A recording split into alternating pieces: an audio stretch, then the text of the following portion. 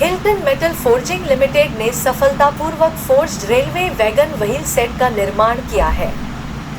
वंसो speciality pharma limited और एक्सब्रेने biopharma AB ने एक्सब्रेने के बायोसिमिलर पोर्टफोलियो के वाणिज्यिक उत्पादन के लिए साझेदारी की घोषणा की है।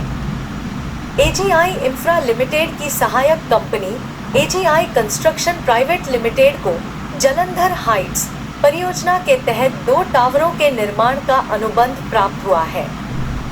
अवांटेल लिमिटेड की पूर्ण स्वामित्व वाली सहायक कंपनी ने आंध्र प्रदेश में टेक जोन एएमटीजेड विशाखापत्तनम में चिकित्सा उत्पादों के डिजाइन, विकास और निर्माण के लिए एक सुविधा स्थापित की है। Allied blenders and distillers limited के निदेशक मंडल ने यूटीओ एशिया पीटी लिमिटेड की 100% इक्विटी शेयर पूंजी के अधिग्रहण को मंजूरी दी है।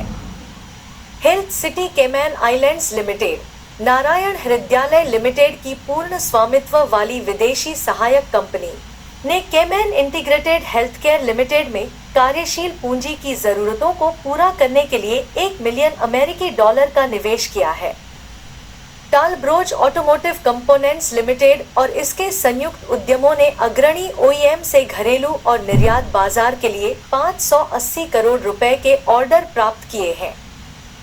सोनेटा सॉफ्टवेयर लिमिटेड ने AI संचालित वैज्ञानिक अनुसंधान को बढ़ावा देने और जिम्मेदार प्रथम AI दृष्टिकोण को अपनाने के लिए IISc के foundation of science innovation and development के साथ साझेदारी की है।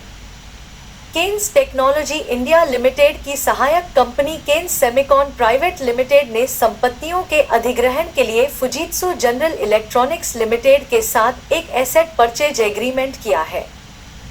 इंटरार्क बिल्डिंग सॉल्यूशंस लिमिटेड को एक प्रतिष्ठित ऑटोमोबाइल मूल उपकरण निर्माता OEM से खरीद आदेश प्राप्त हुआ है।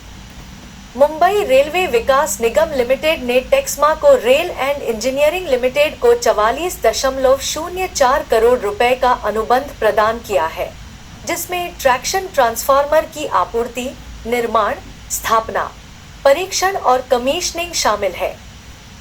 अमेरिकी अपील अदालत ने फैसला सुनाया है कि ट्रंप टैरिफ अपील प्रक्रिया के दौरान लागू रह सकते हैं। स्विस कंपनियां भारत में अपनी उपस्थिति बढ़ाने की इच्छुक हैं, क्योंकि मुक्त व्यापार समझौते FTA का कार्यान्वयन निकट आ रहा है।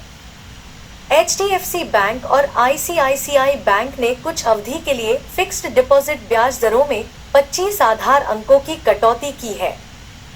एलन मस्क ने घोषणा की है कि ऑस्टिन में टेस्ला रोबोटैक्सी सेवाएं 22 जून से अनुमानित रूप से शुरू होने वाली है।